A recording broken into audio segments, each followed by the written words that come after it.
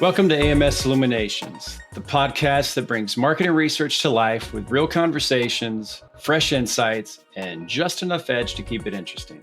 I'm Brad Carlson, and whether you're listening between meetings, on your commute, or killing time at the airport gate, I'm glad you're here. This is an AMS professional development series, but let's be clear, this isn't your typical academic lecture. We're talking career moves, bold ideas, new research, and the occasional hot take on where marketing is headed next. Today, we're diving into a space that's changing fast, sales. And this episode's called Sales Rewired, Technology, Talent, and Tomorrow's Strategy.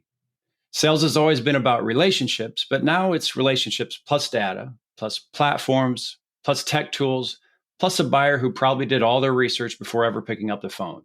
Everything's shifting. So the big question is, what does modern selling actually look like? We've got a few things to unpack. What tech is really transforming B2B engagement, and what's just hype? What skills do the next generation of sales pros need to stand out? And how do we prepare for a future that's fast, digital, and constantly evolving? Helping us tackle all of that is someone who's been shaping this conversation for years and has quite literally written a textbook on it, Dr. Raj Agnihotri.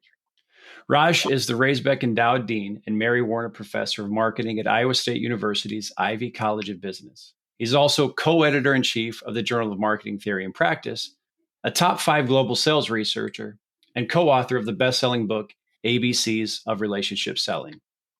He's published over 80 journal articles, including several FT50s, and his work on digital mediation and sales has influenced everything from research agendas to corporate strategy.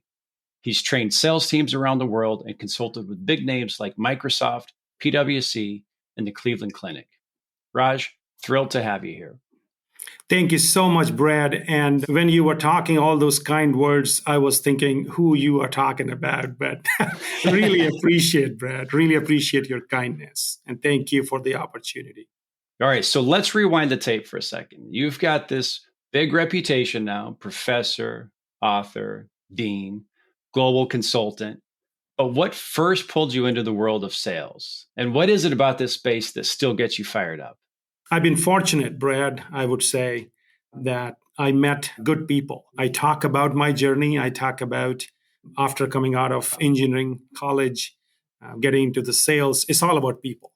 What attracted me to this fascinating career in the beginning when I was 22, 23 years old was people. I was looking where I can contribute and continue to learn from smarter and better people around me. And sales, I saw an opportunity. So from a thinking perspective of starting a career as a sales engineer, right? I mean, you're shaking hands, you're meeting smart people, you're learning, you're listening.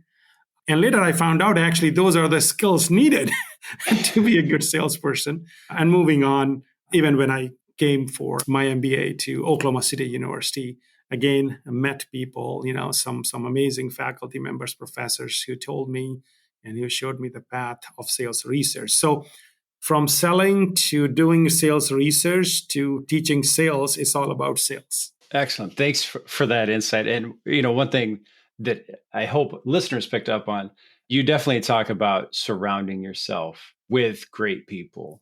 I think that probably informs a lot of your perspective. And with that, I want to get into one of your sweet spots. So you've done a lot of work on how tech is transforming the sales game, especially this idea of digital mediation.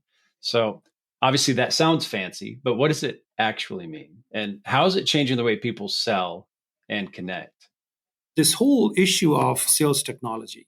I remember 2006, a paper came out, Hunter and Peral's in Journal of Marketing, Effective Sales Technology.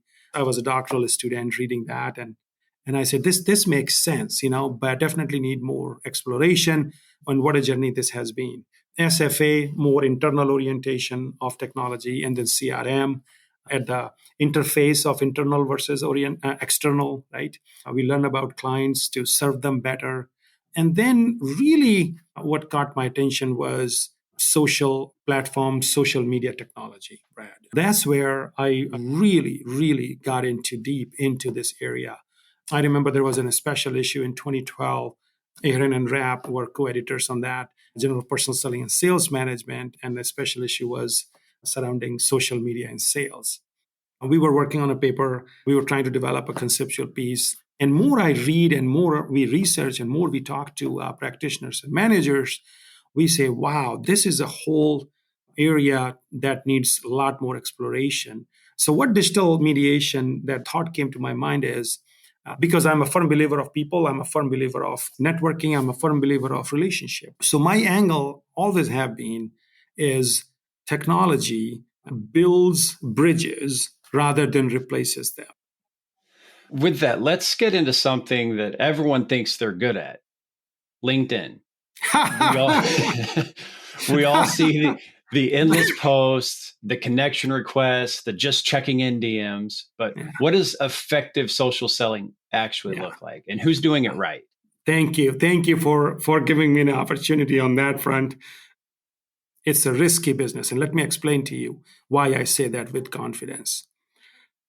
We have done many studies supported by empirical evidence to very reasonable level, because you're talking academician, right? We never say anything with 100%, right? Everything is 95% confidence. But I can say with reasonable confidence that LinkedIn could be very risky business if not done correctly. We did a paper in 2016. We were talking about social media utilization in B2B sales setting across organizations within US here.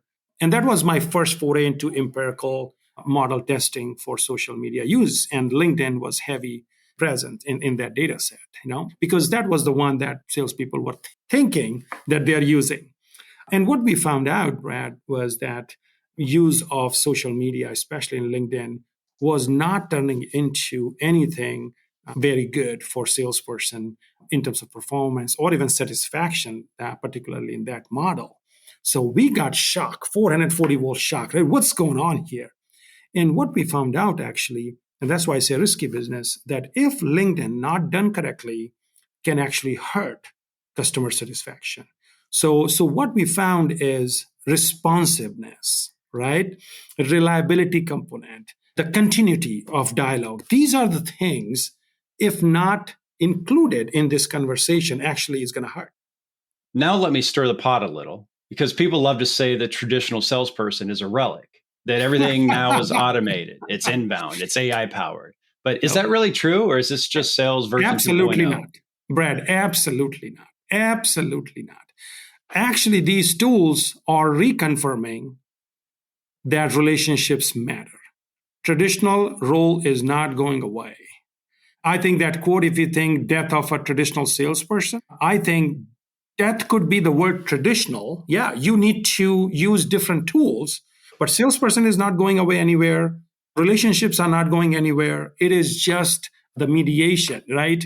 We used to write postcards and letters. Think about it, right? And now we emails, now texting. We still talk. Core is talking, right? Core is talking. How we are talking is changing. So your book, ABCs of Relationship Selling, it's been a global go-to for years, and for good reason. But if you're adding a chapter right now, which you very well may be, you might be in that revision cycle. So in a world where AI writes emails and buyers ghost after demos, what would that new content focus on? I would modify each chapter. So there will be a separate chapter, but I think I would modify each and every chapter, from prospecting to approaching to negotiation to closing, right? Just like, remember ethics conversations, and we tried to teach ethics in one chapter or one in class. It didn't work, right? So we all academicians got it. I said, no, ethics should have a conversation in every class, in every chapter. And I see artificial intelligence and these futuristic technologies, I want to call them, I think they will find a spot in every chapter, Brad. Every stage of the sales process, from pre-approach to presentation, to need identification, to negotiation, to objection handling, to closing, to post-sales service. Every stage will be impacted. But the chapter I would add towards the later side of the paper is how, and I think we do a lot of things in terms of telling salespeople how to use it, but we don't provide that enablement. We don't provide that comfort to salespeople. So I don't know where the spot is, but that spot will be for managers, for companies. How you help salespeople accept and adopt this change. I love that point. To share with you, I was in class yesterday with MBA students, and something that I do now is I incorporate AI into every assignment they have. I require it. It's a human driven cycle, multiple iterations. And I was going over this my first meeting with students, and a couple of hands went up. And they're like, "Do we have to use AI?" And my response was, "Yes, you do, because businesses are using this. It's the reality. And even if you have great ideas, it gives you multiple perspectives to consider that may or may not enhance what you're doing." I see that as a very real problem that extends even beyond the sales arena. But let me shift gears just a bit. So, automation is everywhere and it's tempting, right? Fewer cold calls, faster follow ups, cleaner pipelines. But how do great sales teams use automation without making everything feel robotic and, should we say, soulless? Number one, you're not inventing the rocket here. I mean, it's not a rocket science. It's common sense, to be honest with you. And I think if you keep relationship at the core, if you're customer centric, I think your first step would be that. First you need to build a philosophy. We think about technology, we think about technological terms. You can't have appropriate, effective use of technology unless you have the intentions right. So that's why even when I present about this relationship selling process, I say you have to invest a lot in terms of changing the philosophy. What is the purpose of using this technology, right? And if that purpose is, if that intent, that purpose is clear, that we are trying to use this technology so that we can help customer in a better way, you will have a different type of confidence. You've also trained people across 4 continents. It's not just a line on a Vita, that's a global resume. So, what's one thing that's really surprised you in how different regions or cultures adopt or resist sales technology? Excellent point. And vast differences. I'm going to tell you. Some Asia, Southeast Asia, I've done some work. China, I have worked with a couple of scholars there in terms of developing the contents. They are different. Where they are in the evolution of technology is different. Another thing I've noticed, what type of technology is prevalent. That is also very interesting. If you are doing in certain parts of the globe, social media means WhatsApp. In certain parts of the world, it's all about developing small videos. TikTok is somewhere, right? Somewhere we're talking about LinkedIn prevalent. So I think what technology they are using, it starts all the way from that basic. Each society unit communities have developed their reliance and love affair for different type of technology platforms. You've given a lot of background. Now it's crystal ball time. If we fast forward 5 years, what's a trend or a shift in sales that you think people really aren't paying enough attention to right now? I think how we are training salespeople is going to be totally different. We know we already involving chatbots and AI for role plays, right? So how we are training those students who are going to go and work for these organizations. So it starts all the way from there, right? How we are training them, how role plays are happening, how we are educating them. And then when they're in the workforce, how they're assimilating the information. I think that would be big time technology driven. So, for someone just getting started in sales, maybe a student, maybe a first year rep, what's the one piece of advice you wish everyone got on day one? You walk into a company and you think your job is done when it comes to learning. Actually, that is a false claim. I think the first day, first hour you walk in a company, the real learning starts. And learning doesn't happen in training sessions or product knowledge session. Learning happens at the water cooler. Learning happens in cafeteria. Learning happens when you're chatting with finding mentors, talking to coaches, talking to peers. One thing, if you want to remember as a salesperson, you are not working if you're not networking. Internal as well as external. That's who you are. That's your currency. That's the only thing that will stay with you. Your networking, your relationships, internally and externally. I love that quote. So I'm going to switch things up just a little bit with a lightning round to get some kind of quick hits. So here's how it works. I'm going to give you a handful of rapid fire questions, and you're going to have 60 seconds to answer each one. So here we go with our first one. Go to sales tech right now. What's in your toolkit? ChatGPT. And now I'm just curious, do you feel that that particular tool is better than Gemini? No, I don't. But I think it's easily available, and I think it's very much evolving, but I would not say it is for everyone because it is producing a lot of, I don't want to use the word junk, but junk. So I think it is at my level where I can decipher what is right and what is wrong. I think I can see that. But as a doctoral student, if I'm suggesting someone don't do it because they would not understand whether this paper is from sales or not, right? So that kind of thing. I think if you have the wisdom, if you have the background, I think it's a very good tool to have. Cold calling still has life in it, or time to retire it? It has evolved. I don't think there is anything like pure cold calling. I think even if cold calling is happening, that salesperson should have done some research online before making that call. Truly cold call, I don't know how much outcome it will produce. So it's kind of warm calls, I would say, not the absolutely cold call. But the process remains. You pick up the phone and you call. I think that is not going away. Okay, most overhyped sales trend in the last 5 years. Can I say it? You should. Challenger sales model. I'm sorry if I'm hurting anybody's feeling here, but I think it's a powerful tool, a powerful approach, powerful strategy, but in a very specific industry. Last question for Yes. you. By 2030, what's the one skill every salesperson will need to master? How to effectively use technology. So just a follow-up. Is that unique to sales, or is that just... Yeah, I think so. I think in next 5-6 years, the majority of the workforce is who have some kind of college degrees or who have understanding and appreciation of technology.